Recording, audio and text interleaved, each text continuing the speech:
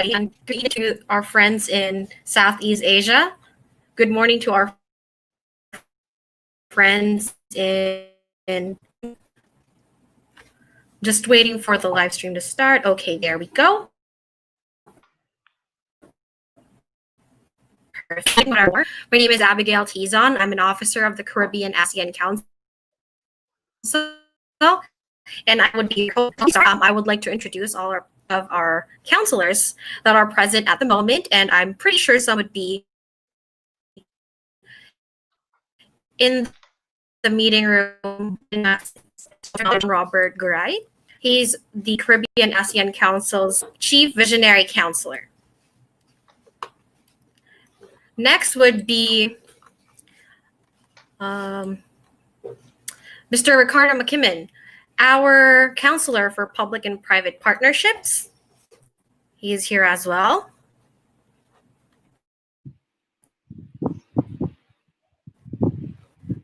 And that, okay. We also have, oh, not showing yet, but I'll introduce our representative counselor and calendar, Datu Saja Matthew Pehares Engson. So he would give us the welcoming remarks. Okay. Right now we have how many tuned in? Okay, we have a lot of people tuned in. And we can start with our program. I would just like to pass on the mic to Sir Matthew so that he could give his warm welcome. Hi, good morning and good evening to everyone in Southeast Asia. Good morning to everyone in the Caribbean. I'd also like to welcome Rashid. Councillor Rashid is joining us as well. Of course, I would like to thank our guests, speakers for today. Neil Soria, Lloyd Distant of the Jamaica Chamber of Commerce, Alicia Nichols, which is also one of our advisors, members of our advisory team in the Caribbean ASEAN Council. So thank you so much to all of you. Of course, Consul Joe De Oliveira, the Honorary Consul of Guyana in the Philippines, who was formerly the Honorary Consul of Guyana in LA. He's Guyanese, and who has transplanted himself in the Philippines now. So we'll hear from him a little bit later. Hopefully, talk about things that are going on in Guyana.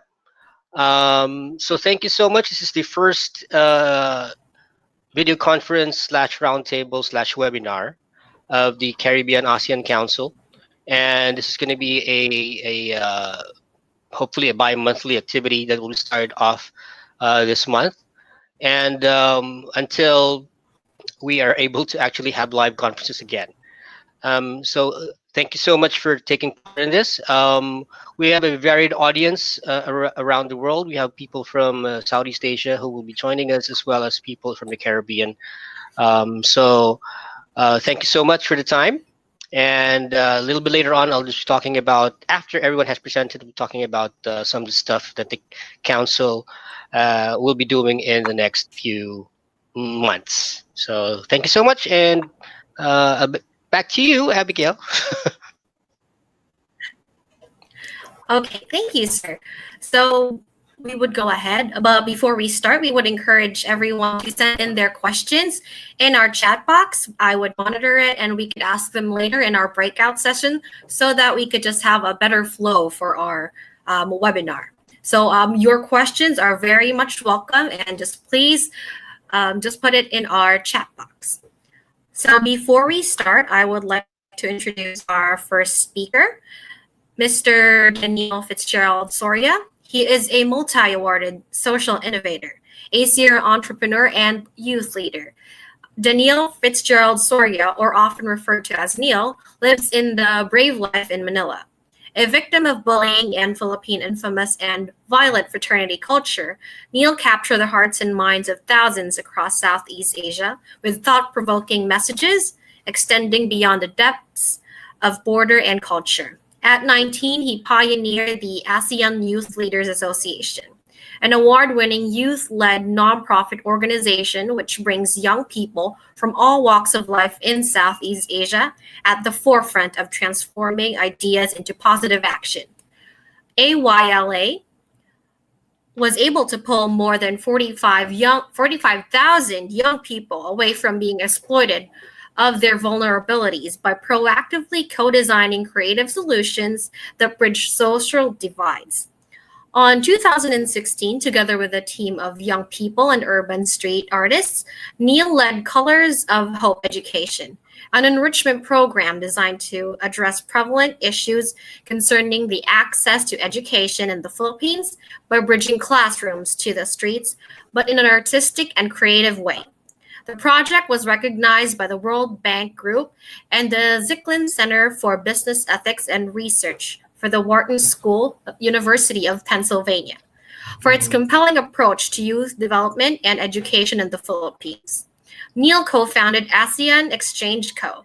Limited, a social enterprise providing offline and online solutions to help curb unemployment rates in Southeast Asia. With the offline ideas, his team works at reaching their target of unwavering a network or of weaving a network of self-made entrepreneurs coming from humble and dire backgrounds. Currently, Neil works as the CEO of Philippine-based edtech startup, Socio, which he also founded with Zonia May Kipot and Joseph Las Alas. Socia aims to reinvent inclusive access to business coaching and career coaching services through on-demand CAAS coaching as service platforms for entrepreneurs, students, and professionals. So I would like to welcome Mr. Neil Fitzgerald Soria. Hello, good evening and good morning to everyone. Can everyone hear me? Yep, we can hear you fine, Neil. Thank you. All right. Thank you for that very warm welcome and introduction. And first, I would like to thank the Caribbean ASEAN Council for inviting me to this webinar. This is actually my first for the entire 2020. I was really focused with with the pandemic and crisis proofing our business and our startup. I think all entrepreneurs across the world has been really in that area of mindset to actually continue and develop their business continuity. First, I would like to introduce my topic, which would be about entrepreneurship, business continuity, and tapping startups or harnessing technology in an era of the pandemic or an era of uncertainty.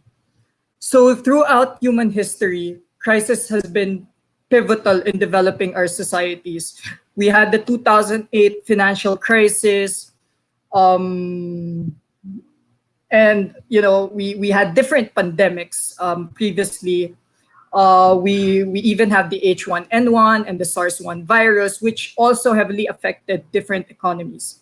Pandemics have helped advance healthcare systems. Wars have fueled technological innovations, and the global financial crisis itself helped advance tech companies like Uber and Airbnb. The present coronavirus pandemic will arguably not be an exception. Entrepreneurs, young ones alike, can be expected to rise to this challenge. Businesses play a key role both in helping society get through an economic crisis and in creating innovations that help change the society. So one key question that I have for everyone, probably all guests that we have here, is how will the ongoing crisis influence the future of our society? I feel that it's not going to be a new normal anymore. We shouldn't be talking about even being normal again. We should be talking about change, So while it's hard to predict the future, we can develop an understanding of what is ahead by analyzing current trends. Data shows in Southeast Asia, there are 5 cities in the top 100 of startup ecosystems worldwide.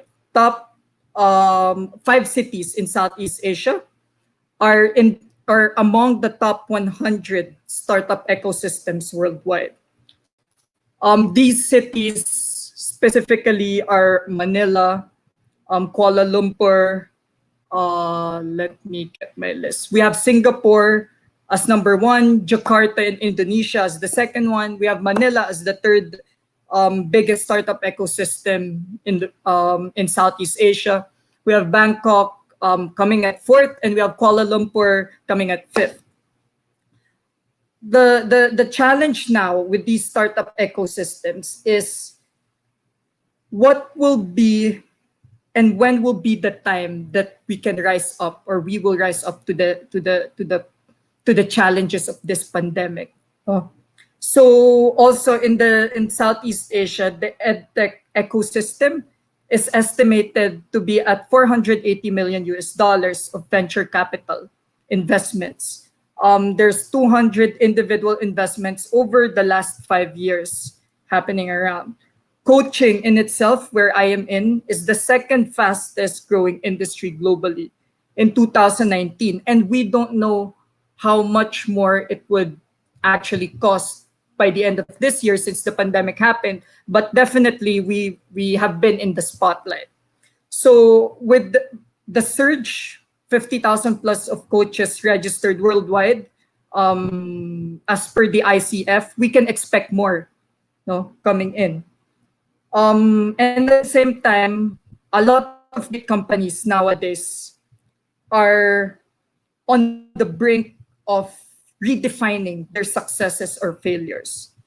As a matter of fact, for those companies who have been, laying off their employees, what we should be talking about right now is how can we redefine our business model so that we can create business continuity models that would actually cater not just during the pandemic, but post-pandemic as well. Companies are in the brink of successes or failures before they become successful themselves. A lot of founding teams nowadays have sacrificed a lot personally and within their families. A lot of investors are looking at large markets in a time of crisis. People are committed to changing the market, but they don't know how because things are uncertain for them. And the ones that transform these markets are less regulated. So, as a matter of fact, also, there has been different pleas going on online to actually help educate, especially those entrepreneurs who have been steadily declining probably in terms of their businesses. A lot of webinars have been emerging from different infopreneurs, they say, and a lot of people have been clamoring for governments and different institutions to help out SMEs. But everything has been uncertain. So one question probably that I can pose to this webinar or to people around is how can we cut also the cultural gap between ASEAN and between the Caribbean business ecosystem? How can we create a stronger relationship between different founders, between different entrepreneurs, between different network leaders, between those two sub-regions in the world? It's all about building international collaborations. And these collaborations for us founders are critical. And we need in our business models, if we want to survive, a global scope on how our solutions can make an impact, not just in our own countries, but probably on a region-wide and on a multi, sub-regional basis. So let me finally recount the downside of entrepreneurship. As an entrepreneur, this is the time, which is a good side probably, for us to be glorified. Being an entrepreneur, you get a lot of recognition. But the downside of it is that this will also be the time that you can lose a lot of investments.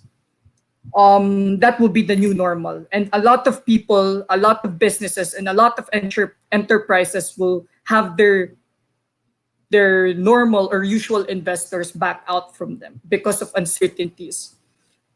With this, this is also the time to revisit your mission and purpose. This is also the time to revisit why we even started as entrepreneurs, and revisit always your assumptions with your business models. Redefine your values. Okay? And then this is also the time to re-show people why you became an entrepreneur in the first place. And that is because to serve your purpose, which is to help and change mindsets of people. So with this, I would like to again thank the ASEAN Caribbean Council. I hope I wasn't too stiff or too formal, but that was my talk. So thank you. Thank you, Neil. Thank you. Abigail? Thank you, Neil. We'll just move on to our presenter so that we could collect your questions. So again, I would suggest you send in your questions through our chat box, and we would go through them later on. So for our next speaker, I would like to welcome Mr. Lloyd Jr., President of Jamaica Chamber of Commerce. Lloyd is one of the longest-serving members of the JCC's Board of Directors and has been actively involved in the Chamber since 2004, a period during which he has held chairmanship for several of its committees. Prior to being elected as president, he was chair of the JCC's Competitive Committee, which provides oversight for support to the Jamaica Conference Board, publisher of the Business and Consumer Confidence legislations and regulations, Energy and Economics and Taxation Committees. Lloyd is an accomplished business leader with a strong finance and technology background, coupled with almost 30 years of demonstrated leadership in driving standards for industry-leading companies. In his career, he has consistently generated significant revenue by developing and implementing innovative sales and marketing strategies, both domestically and internationally.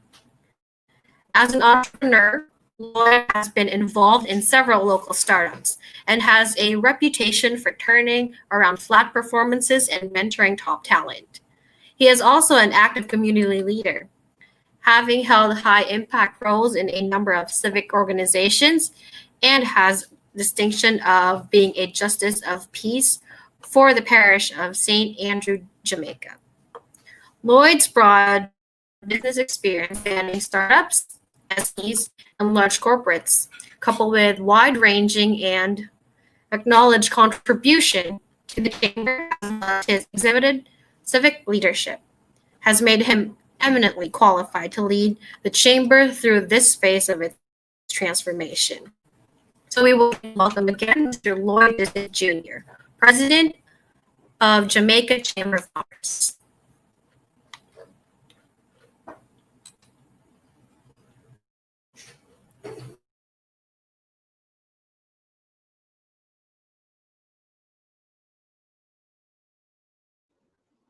Okay, I just wanted to ensure I got my speaker going. Good morning and good morning, everyone. I wanted to take you through a few slides. I figured a bit of visibility would probably help me to give you a view in terms of what has happened in Jamaica during and post-COVID. So I'll start off by sharing a bit about the conundrum that we found ourselves in. I think the words that were used by our Prime Minister is that we have to find a way to balance lives with livelihood.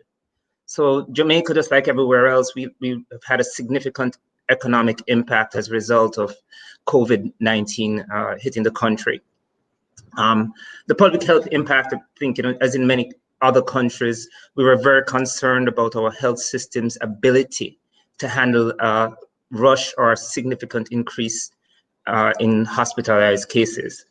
The government launched what I think all of us, the vast majority of Jamaicans, are recognizing as a very successful and intense prevention and control program which included things like, within days of the first case being found in Jamaica, which was an imported case, obviously. Schools were closed, permits for entertainment events were rescinded, stay-at-home orders were imposed across the country, for certain categories of persons, and along with a swath of other measures, including the closing of our international borders. But those public health actions that were taken would have directly impacted the livelihood of many Jamaicans. I think what we've found across the Caribbean is that tourism invariably is the #1 earner for most of our economies. Closing the international borders literally slashed into our ability to earn as a country, and as a result affected the livelihoods of many Jamaicans. The government and through our Planning Institute projected that in 1 quarter, we expect the economy to contract about somewhere between 4 to 6%. In fact, that 4 to 6% they expect to extend over the whole year. And that contraction certainly would have caused a significant impact at a time that Jamaica was really turning itself around. I think from the IMF's perspective, Jamaica had done a pretty good job of getting its fiscal controls in place. So the estimates is that by 2021, the decline in government revenues is going to be about $81 billion. And if you look at the size of Jamaica's economy, that $81 billion is, of course, a significant impact. If you stretch it across the overarching set of activities, not just the impact of a lack of economic activity, but if you actually stretch it into the measures, I'll speak a bit about the measures that the government has taken. The view is that the total fallout for the country would be about $120 billion. So in recognizing this, the government of Jamaica took a number of different steps. I spoke about economic policy response. They instituted $31 billion in what is called an economic stimulus for the country. It included tax cuts, about $15 billion worth of tax cuts, and another $16 billion of spending stimulus as well. I also mentioned that Jamaica had just been coming out of a time when we were being heralded as one of the most successful IMF turnaround stories. Our stock market was rated #1 in the world in 2018 into 2019, and we had all of these positive things taking place. So COVID-19 came at a time when we thought we would actually bring our debt to GDP down to about 60% in the next 5 years. Unfortunately, and we've built a number of those in what is called fiscal rules for the country. So we had to actually go to Parliament for suspension of the fiscal rules, because there's no question that the impact on the economy and the indebtedness that we would have required to maintain the country over the next few years would have caused us to bridge those fiscal rules. So we took suspension of the fiscal rules, and very shortly thereafter, in April of this year, the Prime Minister put together a task force.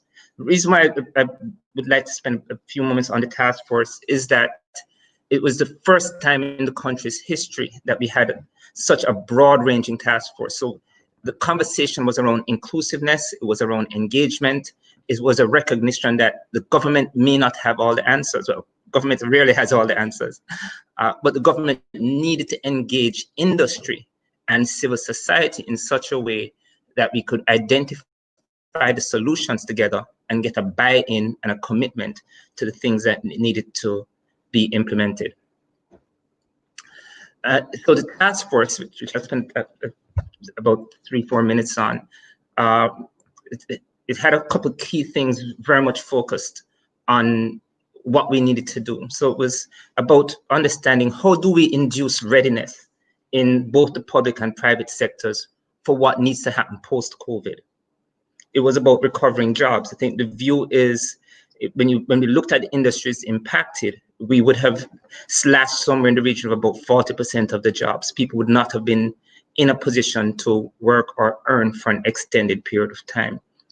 Growth, which we had already been feeling at very anemic rates. Our growth was probably about 1%, 2% over the last few years, and was projected to be 1% in 2020. We're now looking at not a growth, that's actually a decline, obviously, in the country over the course of this year. And I mentioned a 46% decline in GDP.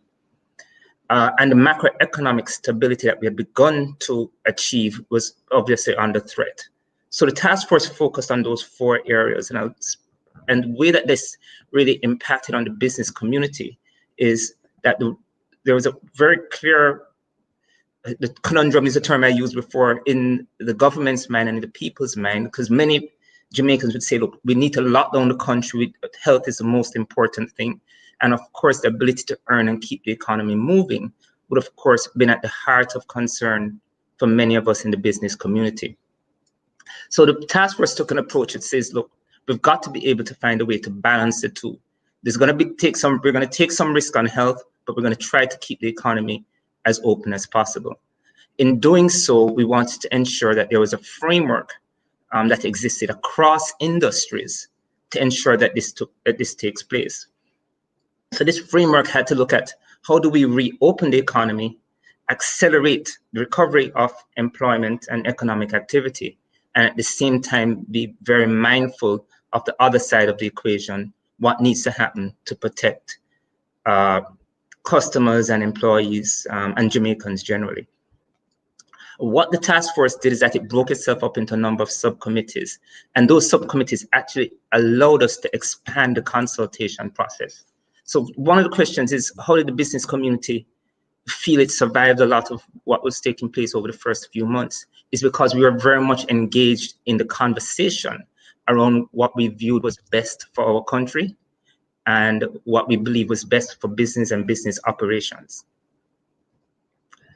So I'll share a bit about what the business community has been feeling. So I guess as with everyone, there's a higher level of indebtedness that started coming down, and our banks stepped up. The banks, the big landlords in the country as an example, and they started providing relief packages. So it's not debt relief or debt forgiveness, but it's about extending the payment periods that persons might want. Not only did they do that, but they also provided more funds into the market through the commercial banking system and through the government's old bank, the Development Bank of Jamaica, to feed and support small businesses moving forward and actually taking a bit more risk to extending the opportunity for them to earn. We saw a change in consumer patterns. Of course, people are now holding on to cash. We started seeing, and the view is that we're going to see a lot more of consolidation in the market over the next number of years, certainly over the next 12 to 18 months. As businesses are unable to survive by themselves, they're being picked up, or we see a lot more collaboration taking place across people either in the same industry or across industry sectors to strengthen their ability to serve the market. We suffered quite a bit of supply chain fragmentation, as can be imagined with most countries in the world.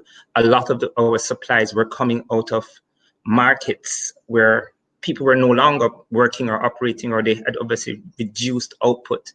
And the volumes that we are buying are small in comparison to the large Latin American or North American markets. So as a result, the supply chain, getting the inputs for our manufacturers in Jamaica were affected. And a number of our businesses very early and continue to struggle to find other supply chain providers for the products they needed here in Jamaica.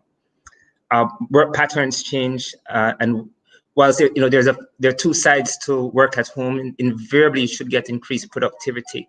But because it was so new for many, and because we had such a heavy reliance on the telecommunications network that began to creak under the weight of everybody working from home, and as well as the fact that we did not have enough technology adoption across the country, particularly a lot of our small and medium-sized enterprises had not begun to adopt technology. They weren't using online channels to reach to their customers. We started seeing a number of those things affect how businesses needed to operate, and as a result, how it actually affected the ongoing operations of the economy as well. So share a quick few things around what we did and what we recognized. We came out with a very clear view where everyone had got to understand that COVID-19 is here to stay. And I think we've all been on so many of these seminars and webinars, we have heard these statements made before. But going beyond that, it's about, if it's here to stay, we need to open up. How do we open up and retain as much safety for Jamaicans and our visitors to the island? The restoration of tourism was a huge conversation point for us. Tourism has the biggest impact on the Jamaican economy as any single industry. About 34% of our GDP is from tourism. So just imagine that impact. So 11% of that is direct to tourism. But if you think, if I expand it to say all the other businesses that feed off tourism, the overall impact on the economy is 34%. We saw about over 38 years, we saw an 87% increase in tourism. So 87% over 38 years.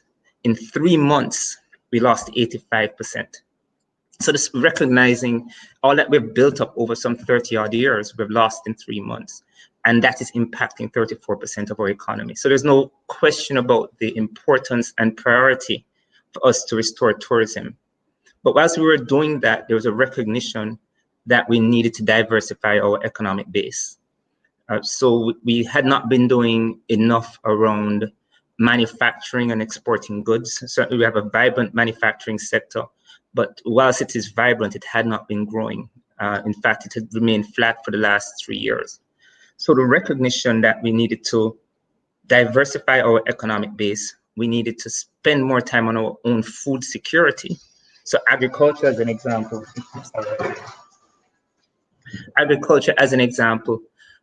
it needed to take a very different role in our country and our country's food security. And that actually links back into that conversation around local linkages. About somewhere in the region of 70–80% of the foods used in our hotels have actually been imported. So here, our biggest contributor to the economy is actually also spending a lot of foreign exchange bringing in goods. So we'd have, of course, spent a lot more time having conversation around how do we build local linkages to provide the products and services that are required by companies in Jamaica. So a number of our businesses have begun to pivot. They've sought to identify other ways of operating. We've seen instances where businesses are now producing non-traditional products, like even toilet paper. We're now producing toilet paper in Jamaica and shipping those out. There are a number of small and niche markets in agriculture that we've started taking on, and the private sector has really begun to build on those. But we're very conscious of the fact that we've got to find a way to build our tourism industry in the safest but fastest manner to bring our economy back to where it is. That said, we've come out of it with a very different look. The conversations that people have been having have been largely on how do I be more productive as a company, and as a result, how do I make my people more productive? And this conversation is now taking place across the breadth of Jamaica. And when you pull that in with the conversation around the digitization of the economy, so mobile money, electronic banking, all of those have become very foremost part of the conversation that's taking place both in public and the private sector, and again, the wider Jamaican community as well. So I put some of those things out there just to stimulate some of the thoughts and discussions that ought to come up later, and I'll leave it there for that at this point in time. Abigail, thank you.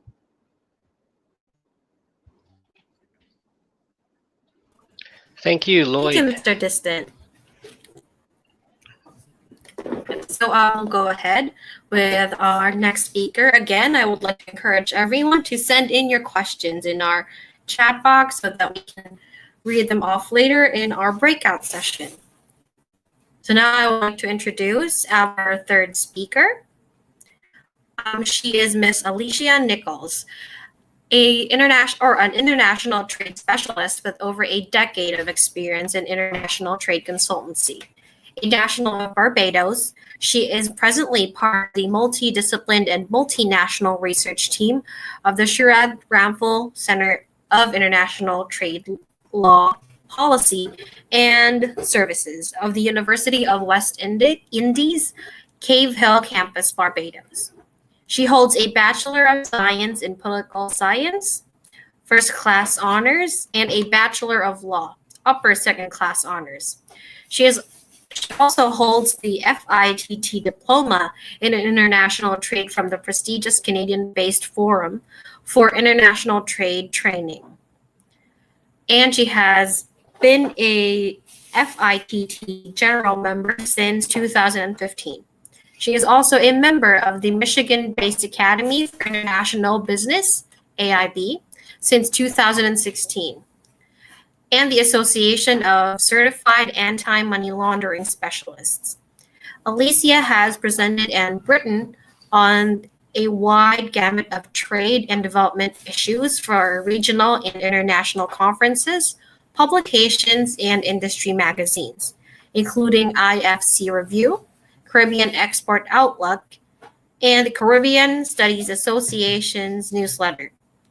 Her research work has focused primarily on issues relating to trade, financial services, investment law and policy, AML, CFT issues, Brexit, climate change, sustainability development, and citizenship investment programs. In her spare time, she enjoys traveling, reading, and volunteering work. And she is a proud member of the Lions Club of Bridgetown, Barbados. Again, I would like to welcome Miss Alicia Nichols. Thank you so much, Abigail, and good morning to everyone, fellow panelists, Matthew, everybody joining at home. It is indeed a pleasure to be here. Permit me while I share my screen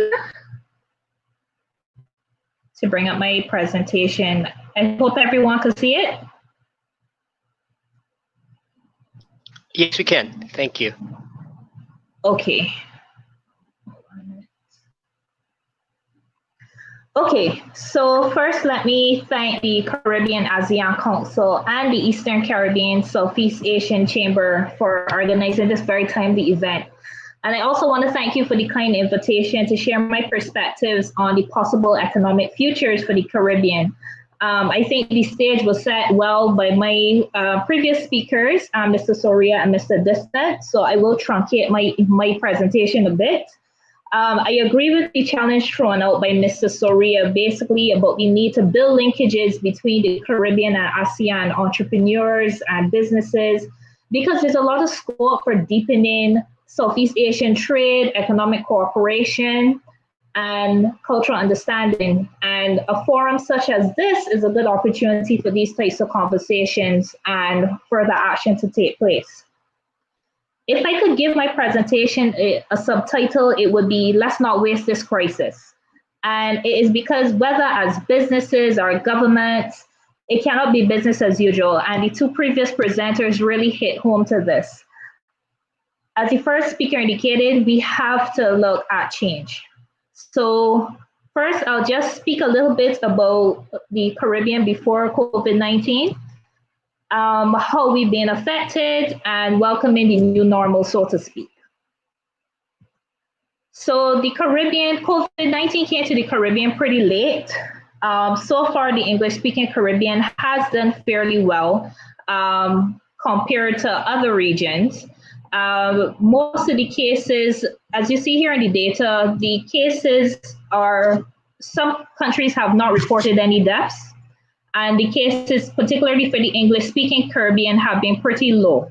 So for the Caribbean, and I include here non-English-speaking countries like Cuba, Dominican Republic, Haiti, in total have been 50,342 compared to 11 million. And my latest figures indicate that it's over 12 million now, from what I understand.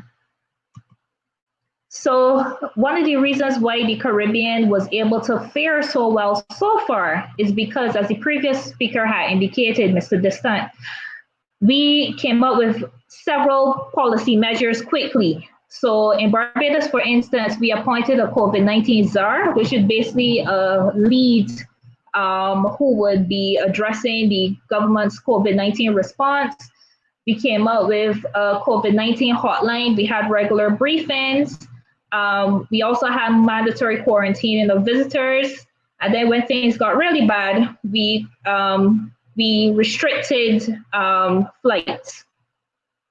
So we also, in some countries, there was the removal of tariffs on medical supplies. I think Jamaica was one of those. We had curfews and lockdowns, and we also established COVID-19 Economic and Investment Recovery Task Force in Barbados. And there are several reasons why we did this. One of them is the fact that many of our countries came to COVID at a time where COVID came to our countries at different points in our economic development, I would say, our economic experience. So the previous speaker would have indicated that Jamaica was seeing a turnaround, and Jamaica had definitely implemented very laudable reforms in terms of ease of doing business and what have you. Guyana, for instance, was predicted, and I'm sure the Guyanese presenter will speak to this, was predicted to have, I think, 86% GDP growth for this year by the IMF. Barbados, however, is currently undergoing an IMF sanctioned program. It's homegrown in that it's a program that the government came up with themselves, but it's been sanctioned by the IMF. So COVID came to our countries at different economic stages. And in many cases, as the previous speaker said, it is erasing a lot of the gains that our countries would have made. So regardless of what stage we were at, the fact is that we had a narrow export range of export partners, narrow range of exports. Many of our countries, which are services oriented, depended heavily on tourism. And in many cases, our commodities-based economies, such as Trinidad and Tobago, Guyana, Suriname, they too were affected because of the drop in oil prices and commodities prices. So regardless of where COVID found us, we all were seriously affected by COVID. So this is just reiterating what I would have indicated before. And the UNCTAD, for instance, is predicting a 50% reduction in foreign direct investment flows to the Caribbean. As the previous speaker would have said, we had the interruption in global value change, etc. So the impact on regional SMEs, again, the previous speaker would have spoken to this, but I could say that in Barbados, we did see some of this as well. The impact has not been even. It depended on the sector that the business was in. So for instance, businesses that would have been in tourism, for instance, would have been more significantly impacted. But most of them would have reported revenue losses, loss of productivity due to shutdowns, disruption of supply chains. There were some which were able to get away a bit. So those which were able to adapt, basically because they had adopted technology and were using technology, so they were able to take orders online and fulfill those orders. Those ones were able to weather it a bit better. And there are also opportunities as well. So for instance, like you see some of the rum producers, they shifted towards making surgical alcohol, for instance. I've seen businesses come up in terms of being able to offer online services, online training, those sorts of things. So wherever there's crisis, there is opportunity. So welcoming this new normal. So as both of the previous speakers would have indicated, this is not time for business as usual. There is need for change. And one of those things is in terms of diversification. And here I will put in a plug for the Caribbean Asean Council, because I think that the council has been doing excellent work in terms of trying to bridge the gap between the Caribbean and Southeast Asian region in order to establish business linkages, establish cultural understanding, those sorts of things. And as we look to diversify, given the fact in particular that our major markets right now, the US, UK, Canada, they are affected by the crisis, and obviously their economic impact, the impact on them will affect us because we're small open economies. We have to diversify and not be reliant on just a couple of markets. And ASEAN, the Southeast Asian region, is a good market to look to. Now, I just put this here because to compare the two, CARICOM, of course, CARICOM is just a subset of the Caribbean. But here, I think that there is maybe scope for perhaps a CARICOM ASEAN FTA, who knows, or at least linkages, greater linkages between businesses. Another thing we have to do in the Caribbean, we have to rethink our trade and investment policies and our current trade agreements. Right now, there is very low utilization of our trade agreements. Why is that? A lot of it is because of the inability of our businesses in many cases to access finance, to access information, that sort of thing. And we have to look at whether the export promotion programs that our governments currently have are really fit for purpose as well. Another thing is that we have to ensure that our trade and investment policies are aligned with our development priorities. And I would say that what has been coming out of Jamaica has been very encouraging because they have identified several sectors that they are looking at in order to boost Jamaica post-COVID-19. And they have also indicated that they've seen entry of some of their businesses in markets where they previously had not been before, or where they have not been a year. So like they recently had a shipment of mangoes to the US. So there are lots of interesting things that can be done. We have to leverage our diasporas. Now, many of our diasporas, of course, have been affected. And of course, this will have an impact on remittances. But we can't just see our diasporas as solely sources of remittances. We have to see them as sources of FDI, know-how, networks. And in some cases, our diasporas have been rising to the occasion and giving assistance to our government. So for instance, Rihanna, who we all know is a Barbadian, I'm proud to say, she recently donated, I think it was 4,000 tablets to the government of Barbados for use in schools. Another thing is, I already touched on export promotion, economic diplomacy. And again, this is something that Jamaica has been very vocal about doing. And I think it's something that our governments need to do more. We have to ensure that we use our missions based in these countries, not just for diplomatic links, but also commercial links. So one of the things I've always argued is that we should have a trade attaché in each of our missions, who would be basically a focal point so that businesses interested in tapping into that market or vice versa could contact. We have to improve the ease of doing business.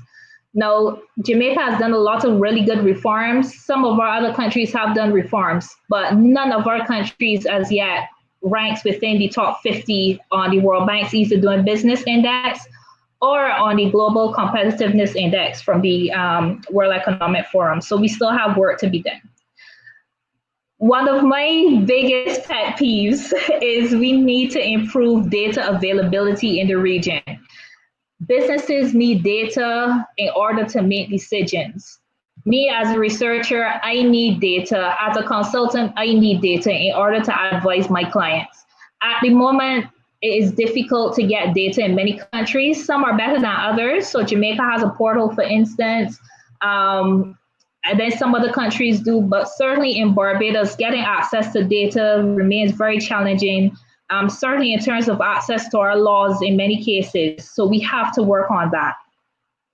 We have to prioritize investment in the digital economy and infrastructure.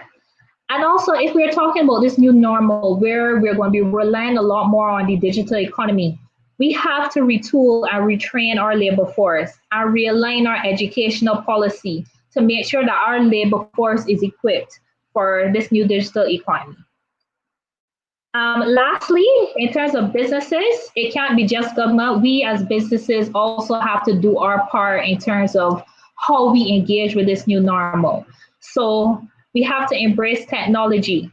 Working from home or online meetings are important legacy goods from this crisis. Of course, not everyone is equipped to work from home, whether in terms of bandwidth issues, access to computers, that sort of thing. So, but to the extent that we could, I think that we need to be able to equip our businesses to be able to do these things. We need to look for niche areas, and the previous speaker would have spoken to this. Innovation and adaptability, and I will also say research and development. We need to prioritize these things to ensure that we are competitive. Look for opportunities for repurposing and also information sharing. So it's very heartening when Mr. Diston talked about the impetus towards sharing information that has come out of this. I think that's very commendable. We have to prioritize risk management, formulate business continuity plans. If there's anything this crisis has told us, is that we need to focus more on risk management. And we have to look at our contracts, the contracts that we sign with suppliers, with clients, and ensure that they are indeed force majeure clause, and that how they are drafted would cover events such as this. So I'll end here. I thank you very much for the opportunity, and I look forward to any questions you may have. Thank you, Alicia. Very informative. Thank you so much. Alicia, that's wonderful. Thank you. Your questions in our chat, and we'll collect them for our breakout session later. So now we would move on to our last speaker. I would like to introduce him first. Our last speaker is Mr. Joseph G. De Oliveira. He is the Honorary Consul of Guyana to the Philippines. So he is a certified public accountant. He was the Chief Financial Officer of California Institute of Health and Social Services, Incorporated. He was also the Chief Financial Officer for the Grace Home for Waiting Children, Incorporated. He was also the president of DeLome Professional Management Incorporated and a partner, or was a partner, in Fortune Builders. It managed acquisition and development of each real estate project. He was also a business manager, so he had hands-on experience with businesses. He was also a partner at De Oliveira, Lim, Weber and Company, certified public accountants with experience in healthcare, manufacturing, pension, administration, real estate, and entertainment. He was formerly a business manager at Kendron Community Mental Health Center, a nonprofit organization, and an auditor and tax specialist in Ernst & Young, formerly Arthur Young and Company. He was educated in California State Polytechnic University, a Dean's List, a President's List, and a Phi Kappa Phi Honor Society. Under his belt, he has California Department Real Estate License, California Department of Insurance License, American Institute of Certified Public Accountants, California Society of Certified Public Accountants, National Association of Black Accountants, Ernst & Young Alumni Association, Cal Poly Accounting Alumni Association, and he formerly served in the United States Army with a bronze medal in the United States Army for meritorious service, a congressional recognition in the United States Congress, a golden era of achievement, government and people of the Republic of Guyana, certificate of appreciation from the City of Los Angeles, resolution, California State and Senate Rules Committee, resolution, County of Los Angeles, certificate of recognition from the California State Assembly, and certificate of appreciation from the Los Angeles Olympic Organizing Committee.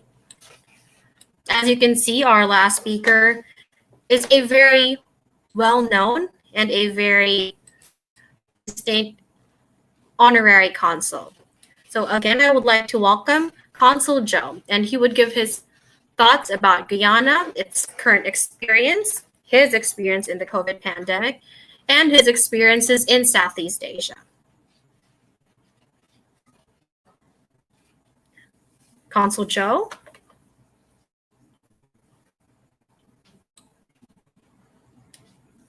Consul Joe, I think you're still on mute. Okay, we'll just unmute you.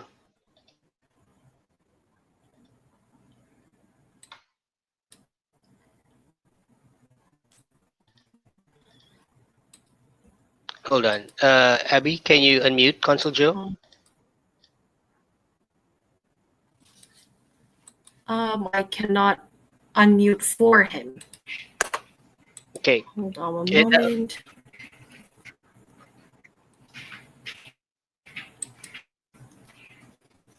How's that? Yeah, there you go. Much better. Okay, Now we can hear you, sir. Okay, good morning and good evening to everyone. It's a gloomy day in Los Angeles. I'm actually in San Pedro, which is just south of LA and close to Long Beach and the harbor. I've been stuck here. I'm staying at the military due to the fact that I'm a prior military person. I am resident in an Air Force base in San Pedro.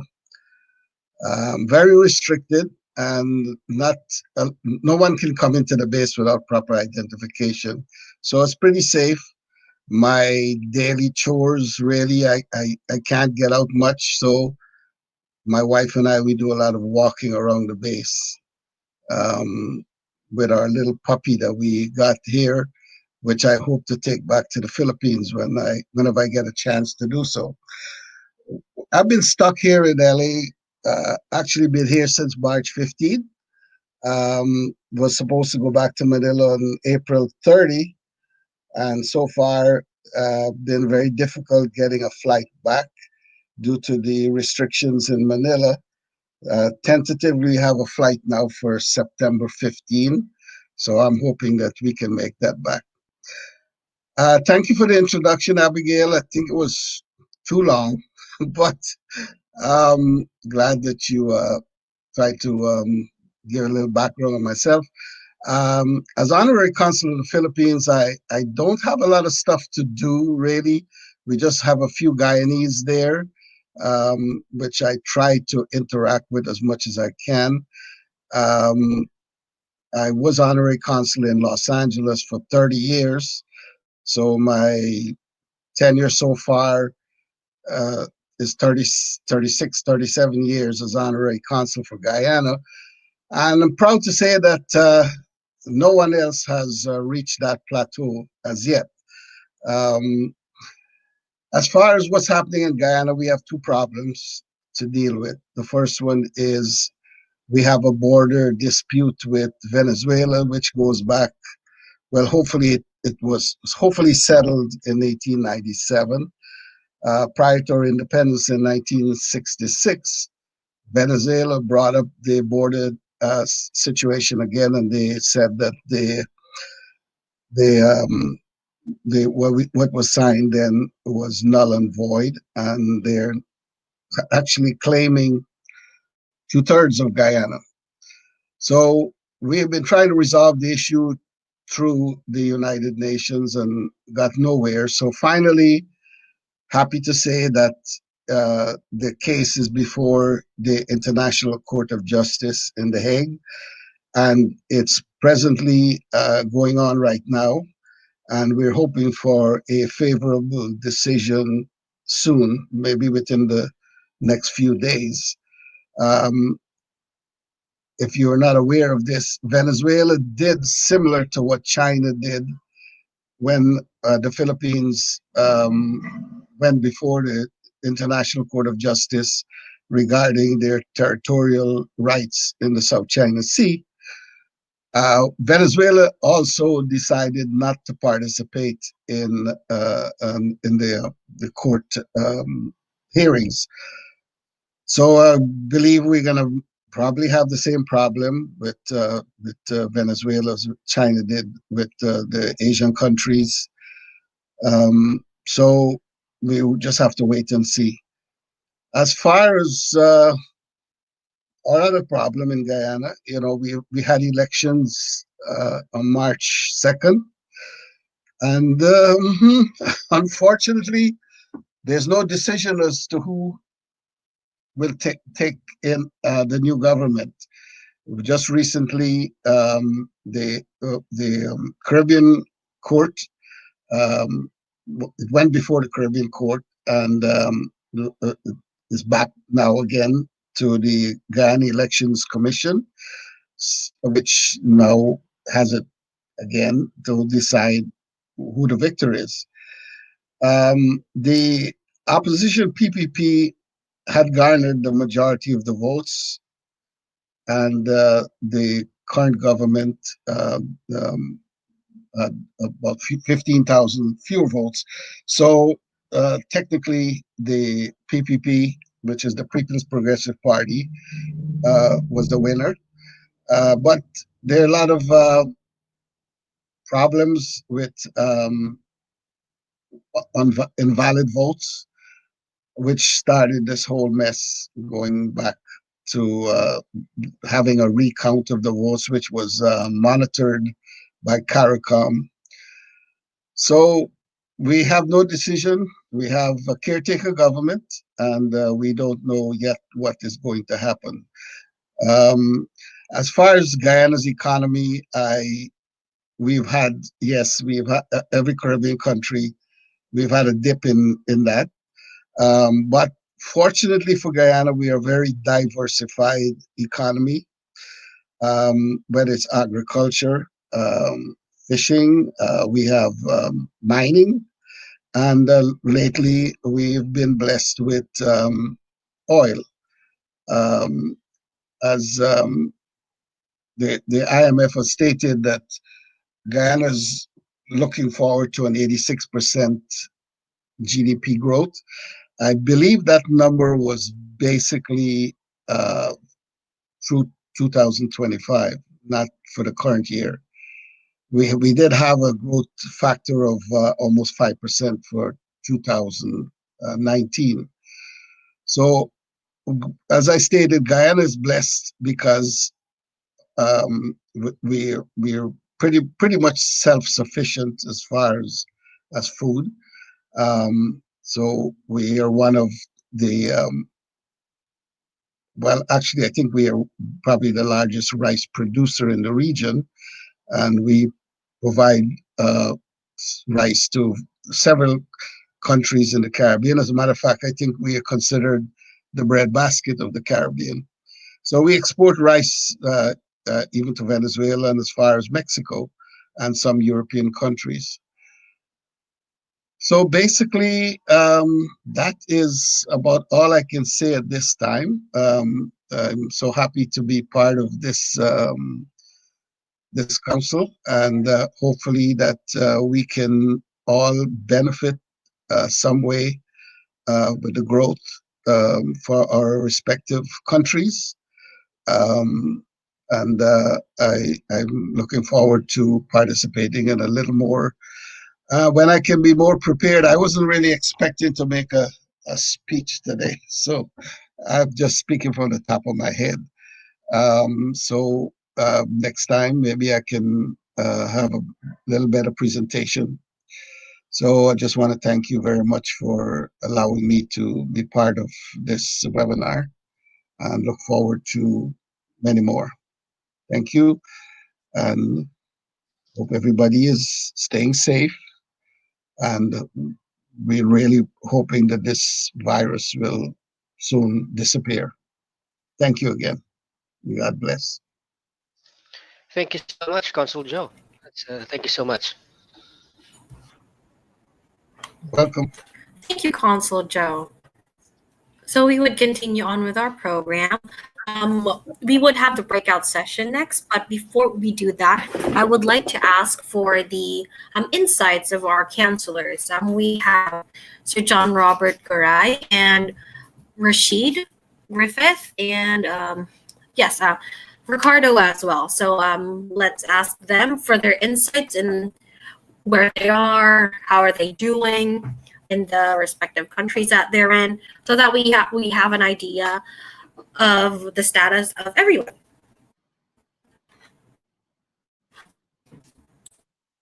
So, John, would you like to start?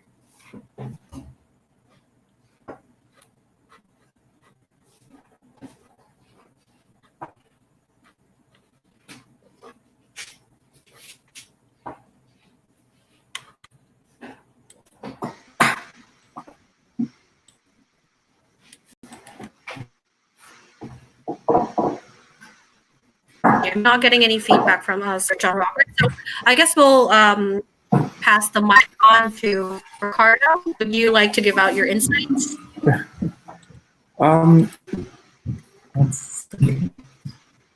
Certainly, Abigail. It was great hearing from the panelists today, and we all in some way are affected by the COVID pandemic. Currently, I'm in Toronto. I reside in the Philippines at the moment, but currently in Toronto, and right now I'm going through the re-entry procedure to get back home as such to the Philippines. I should be there 1st of August. So yeah, it's very interesting, and it's great to hear from the panelists. I'm looking forward to the breakout sessions because I want to get into more nitty-gritty, as in where do we see opportunities for each of our countries cooperating with the ASEAN countries and people. So yeah, I'm looking forward to the rest of the session, and I've been totally engrossed so far and enjoying each of the presenters' views on their particular countries. So thank you. Thank you, Ricardo. Let's see. Sir John Robert, would you like to take a shot?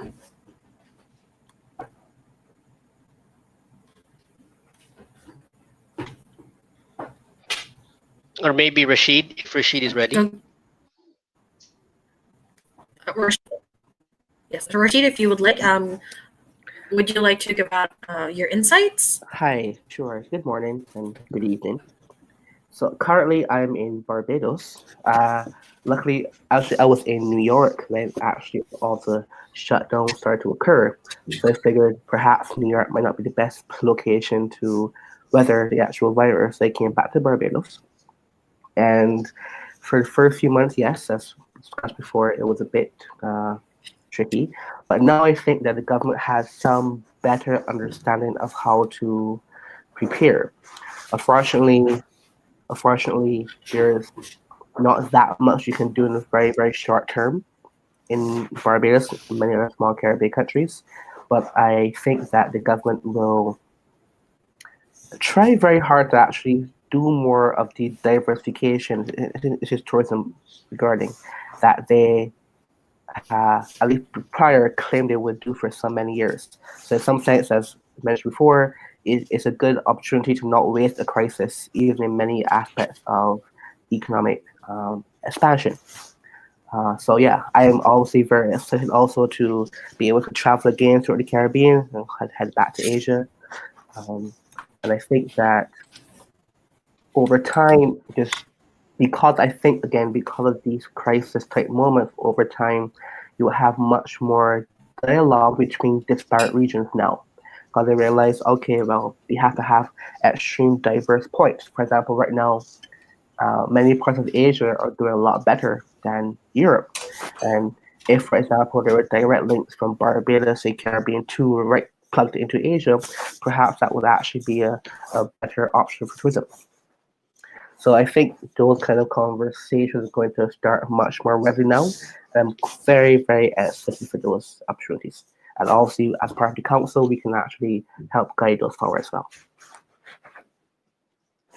Thank you. Thank you, Rashid.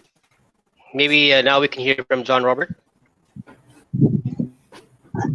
Hey, hi, good evening. I'm right now in Manila. So a lot of the presentations earlier have been very insightful.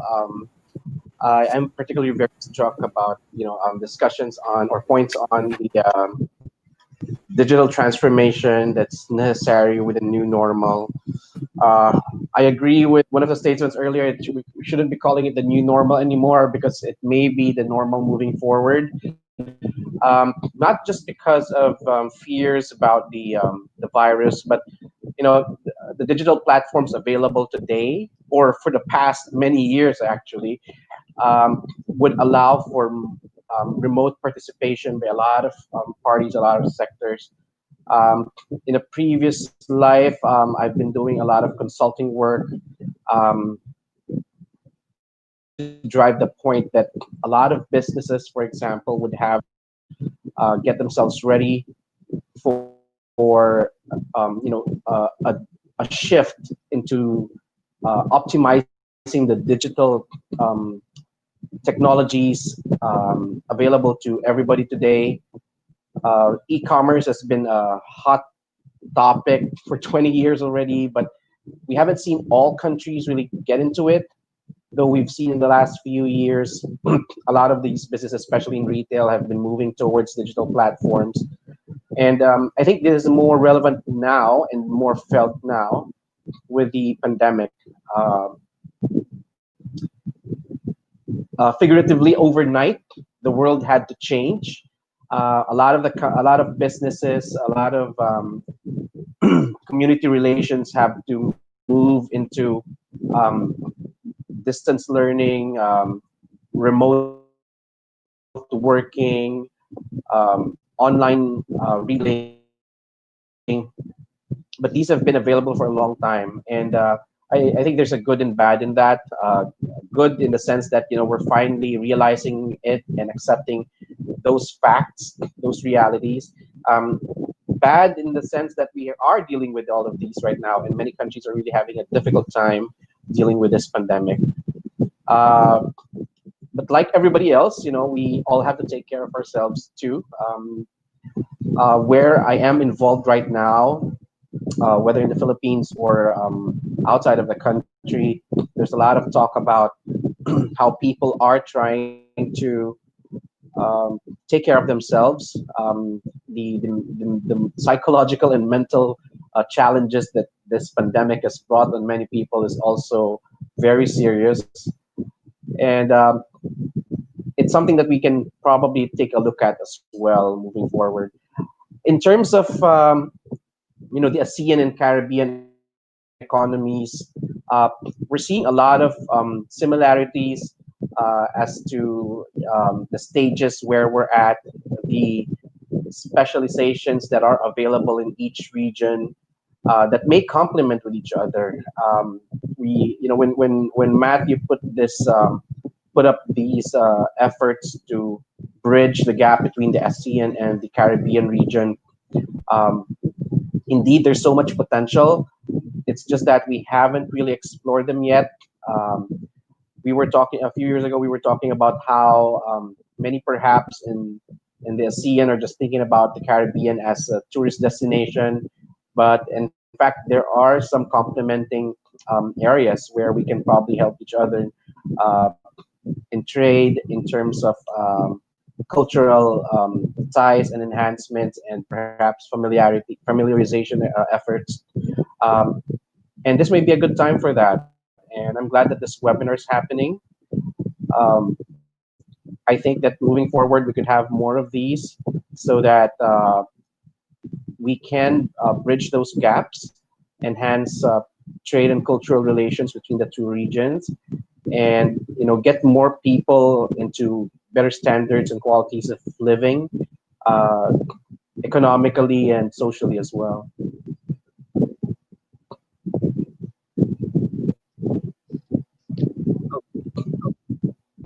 Okay, thank you, John Robert. Thank you, John Robert.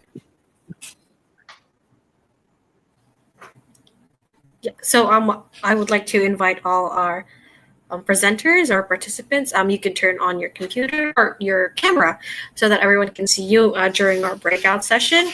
So we can have a continuous talk as well. So I'll just shoot out the questions that we have received here. I received a question from YouTube comments.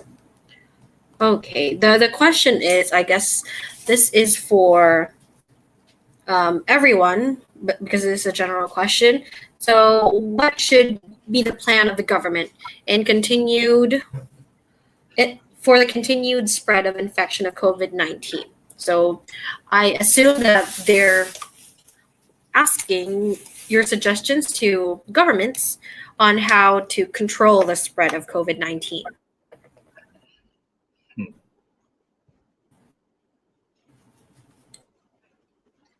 So any one of you, you can give out your thoughts, or you can give out the experiences from your current governments. Okay, it's quite challenging to address this. If I'm sorry, go ahead, Yes, Alicia. No, that's fine. Okay, so part of the approach that would have been taken by the government of Jamaica, again, one of the subcommittees we had, which was chaired by the Minister of Health, again,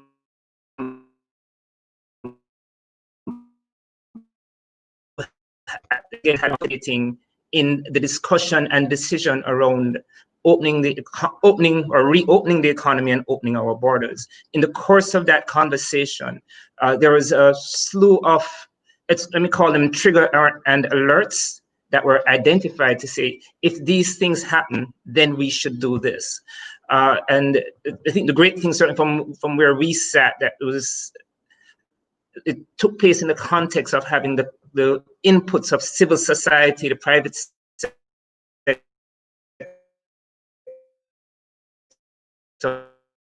and the conversation. So that buy-in, I believe, was very important to manage the difficult decisions that often need to be taken in these instances. But I believe the best approach, I believe, for all governments, and again, many of the Caribbean countries have done this. Barbados both Barbados and Trinidad have a phenomenal approach, very well documented, to say we will open in a very structured way and in terms of managing the likely increase. And if we see increases in these ways, whether it is the number increasing of cases reported, or in most instances, I'm hearing it's the increase in hospital bed capacity, utilizing those triggers to make the decisions, I believe. Certainly seems to be bearing out well for Jamaica. I mean, we continue to monitor it. So our borders are very much open these days. So we will see how that works over the next 2 to 3 months. But responsiveness, I believe, as you see things going awry, the ability to get together and make decisions quickly is what will augur well for governments going forward.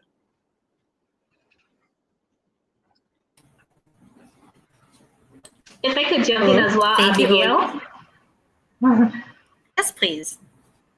Okay, I just want to endorse what Mr. Distant has said and also build on what he said.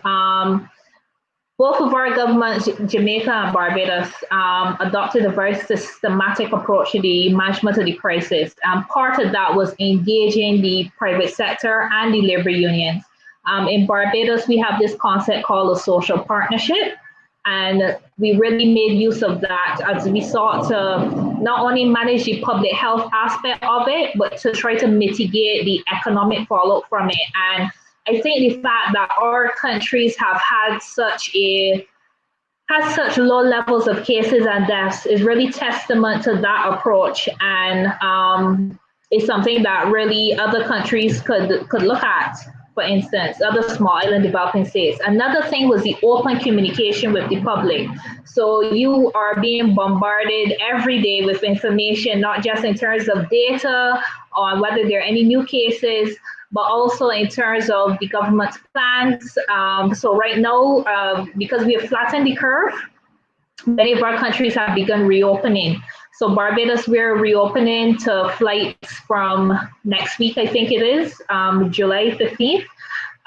So a lot of that information has been communicated to the public. And by communicating like that so openly with the public, it not only helps to build trust, but it also helps people to understand what is going on and help to build cooperation with the public too.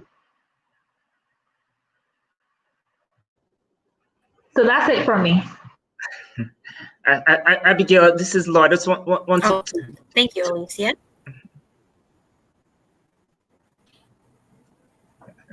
Abigail, if I could just, there are a couple of things which came out of the comments by both council members that I just wanted to comment on. The first one is in relation to the points around digitization. And again, Alicia spoke about it in a number of areas in her own presentation. There's a pragmatic appreciation that many of us in the Caribbean have around the challenges with broadband infrastructure. So as our service providers need to ramp up their infrastructure, we're finding that the two primary providers in the region are not necessarily investing in the ways that many of us may want them to invest. Notwithstanding, it's a business decision, it's a private enterprise.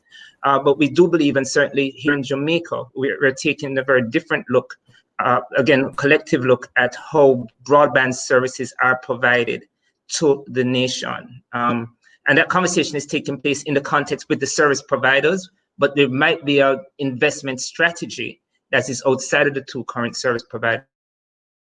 And so there's quite likely going to be an opportunity for an investor looking, certainly in Jamaica, and I think quite likely in other countries in the region, to say, look, I'm into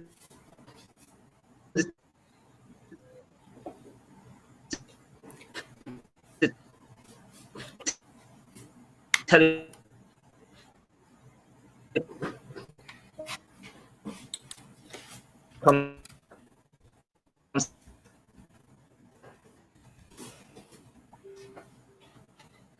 Okay, I think Abigail, we're losing Mr. Distant a bit. Yes, Mr. Distant, we're having challenges with adoption. Sorry, sir, we're having poor connection. So one of the challenges of working from home, so or working from wherever you are, we need good infrastructure for internet so that we could be technically connected to everyone that we would like to connect, whether it's personal or whether it's business. So we'll ask Mr. Soria to give his comments on this if he has any. Hello? Hello? Can everyone hear me? Hello. Yes, we can hear you very clearly. So for me, I think there has to be a strengthened trust and probably a strengthened trust and support for local talents, especially local entrepreneurs, innovators, and scientists, especially in the area of vaccine creation, literally channeling resources and support to these local talents that we have. Governments should act as enablers of whatever mind there is in different ecosystems so that entrepreneurs can thrive. No, in this time of pandemic, we can only rely on whatever local resource that we have. And in the developing nation or in developing world, specifically, it's gonna be difficult to wait for other developed countries and tap to their resources because for sure, definitely, they will be prioritizing their own. So if we are able to develop technologies, empower innovators to actually create vaccines, to do established research on their own in their local soil, then that would be a catalyst in terms of not only entrepreneurship but also during COVID and post-pandemic scenarios. So that's for me. I feel that there has to be a strengthened and more trust there has to be a more established trust between entrepreneurs, scientists, and different governments worldwide, especially in the developing world.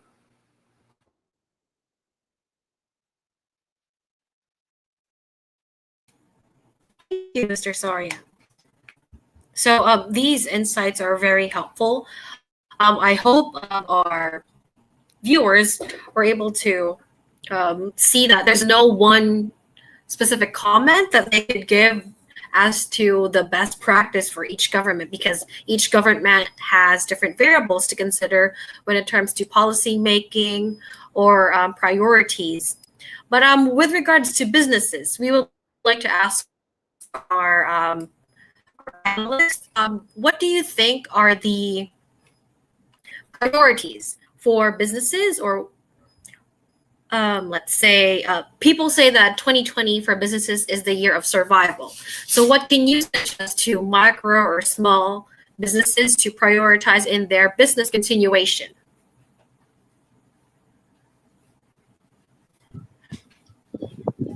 Hi, Abby, if I may. Yes, please. Yeah, so I think for micro and small businesses, I think it's high time for many of these businesses to really optimize the available technologies. Um, Technologies are not all technologies are going to be very expensive to acquire and deploy. But definitely these would be heavily dependent on as Lloyd and Alicia have mentioned earlier, the the telecom infrastructure in the countries. And I think there's a lot of investment going on, at least in the Asean region. We're seeing that um, billions of dollars are being invested over the last few years by telecommunications companies to improve the broadband experience and even provide newer ways of extending the uh, connectivity to far-flung areas. Um, but at the same time, I think there's a paradigm shift that we all need to embrace, especially micro and small businesses, that um, we can now, for example, have financial transactions that are cashless, that are easy for them to acquire for themselves. They don't need to be tied up to the usual credit card companies. There are financial technology companies that are offering services on a subscription model, uh, which are very, very affordable, I think, for many micro and small businesses. Um, we also have to take into account the readying ourselves for online platforms, and they don't need to build it on their own. There are a lot of platforms that are readily available where they can even customize these platforms to have their own look and feel, to get, let's say, for order management, getting their customers to buy from them online, not just through Facebook or Google. Google. They can use these platforms to expand their businesses or even expand the reach of their businesses, not just within their localities, but even to a wider range, intra-country or even inter-country. So those are things that perhaps we can they can explore, starting to explore. And we've seen over the last 2-3 months that those who were able to adapt and continue on with their businesses uh, are those who have been readying themselves over the past years towards this digital shift. Um, Many of those who are not able to cope are those who didn't really or ignored these possibilities, these kinds of investments for them, and so they find themselves not aware of what benefits they could have gotten from all these technologies. And there was a I would mention that there was a study recently made, which says that about 40% of micro and small businesses wouldn't be surviving this pandemic, and that was released just about last month.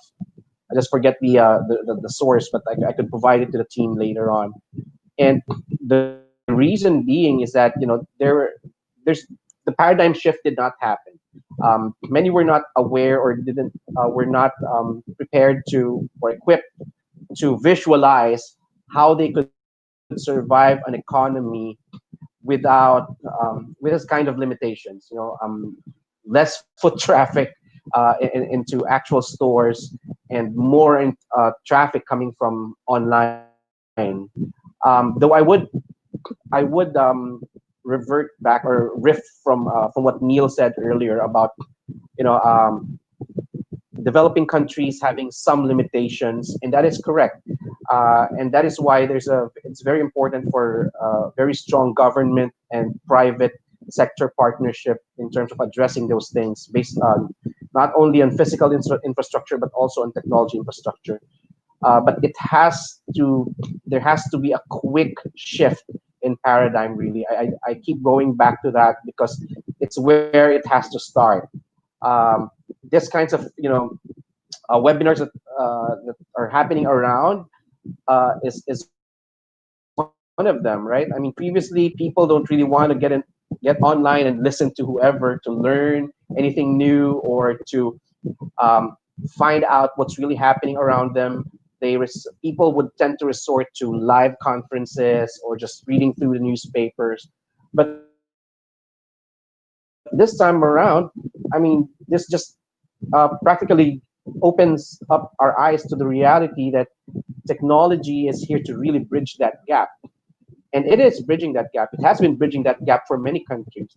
I work for a global technology company firm right now that with about 70% of people working remotely even before this pandemic.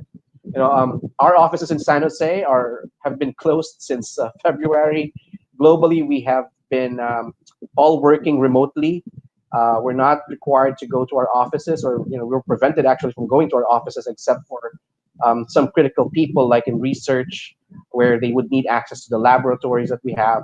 But otherwise, we are all working remotely. But prior to that, we have been working anywhere, working from anywhere, anyway. So those shifts have to be, I think, a top-down. There needs to be a top-down approach in terms of driving that paradigm shift.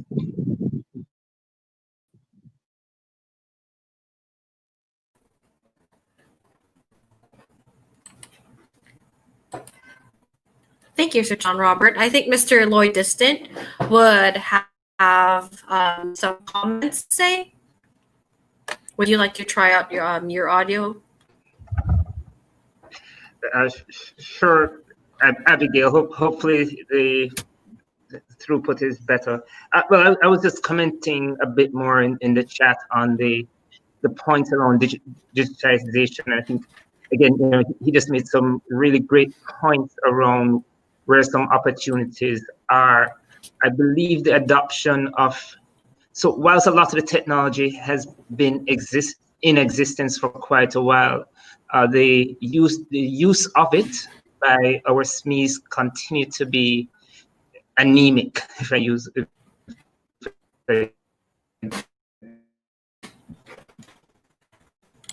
across the region. So enabling and providing them the capacity, and whether it is funding or mental resources and coaching, mentoring resources and coaching to help them build their businesses. I believe there are opportunities there to partner with them to expand for what they do in the region, and some of them are selling outside the region. So there's definitely that opportunity. I do believe the legislative challenges around around banking and cash payment remains a challenge in many of the jurisdictions. So again, that's something private sector and the government needs to work through and advance it very quickly to get that done. The Eastern Caribbean has done a really great job. The Eastern Caribbean Central Bank has done a really good job in moving towards online currency and payment systems. So there are definitely those opportunities to work together. The other comment I was going to make is, and this has come up more so over the last 2 weeks, the discussion around globalization and playing a very different role. So as international partners, recognize that the supply chain has really changed in many instances. The opportunity for Asian producers who are delivering products into the Caribbean to establish hubs in the region, to partner to establish hubs either for assembling, distribution, or any other logistics and supply chain type activity. I believe there is an opportunity for our Asian counterparts and Caribbean counterparts to work together as well. So I just wanted to make mention of those two possibilities.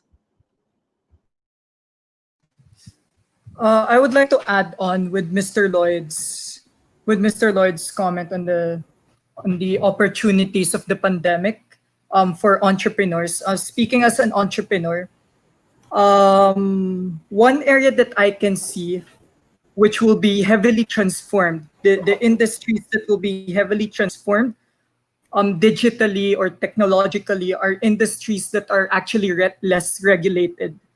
Why? Because these industries that are less regulated, they have a lot of loopholes within them. I've been working with different engineers in my team, and one thinking that engineers has is they're good at working with constraints, which means that they're good at working with shortages. They're good with working on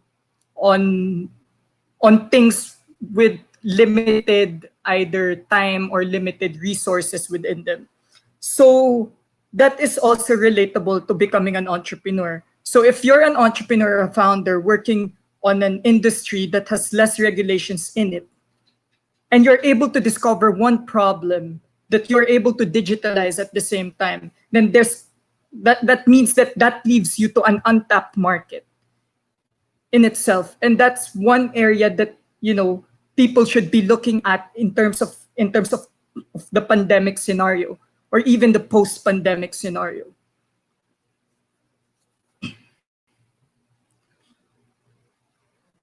So one example there is probably exploring industries on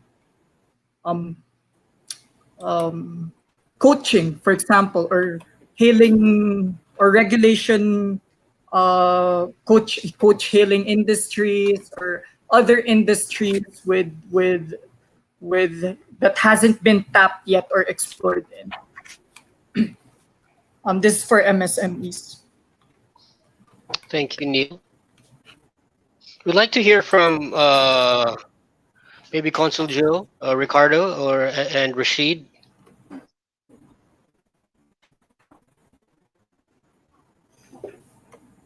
Consul Joe, I think you have to unmute yourself again.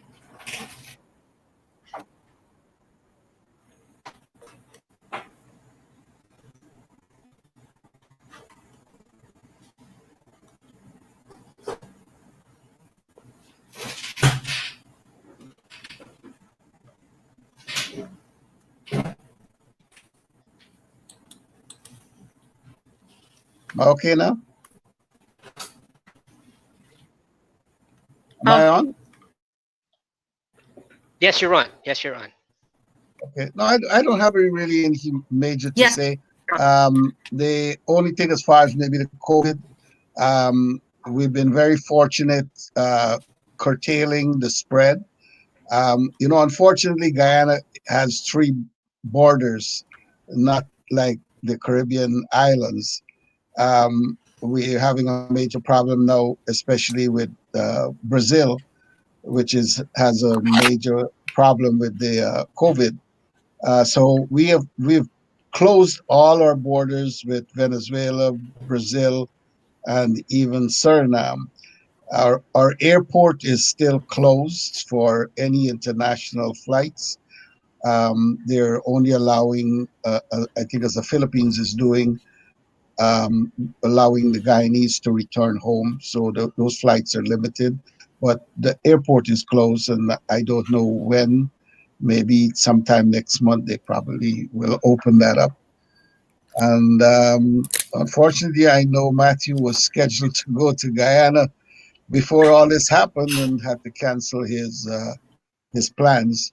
we're still looking forward to that visit, hopefully soon. Yeah. But basically, that's all I have to say until next time.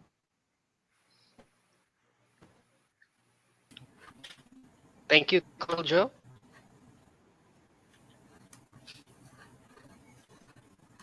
Can we hear from Rashid, would you like to have a few words?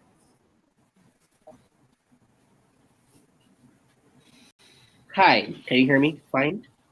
Yes, we can hear you. Fantastic. Yes. Yeah. To continue the conversations going forward. I think now it's because of the kind of the in some sense remember that very famous line from the Bible where after the apocalypse everything revealed. They have a very big crisis, things become much more clear of what you go forward with. And I think that, especially in Caribbean was not that very aware of other are very willing to do other opportunities. But now it's like, well, okay, guys, we may not have been willing before, we may not have the ability, but we have to change all those things. So I think now is a very good way where we have our organization already primed, kind of deliver those kind of messages. So I'm very much looking forward to how we can advance that conversation going forward.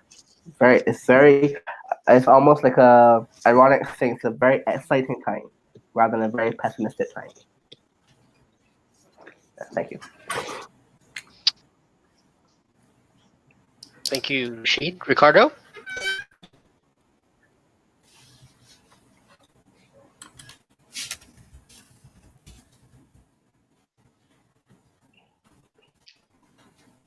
Okay, is Ricardo still there?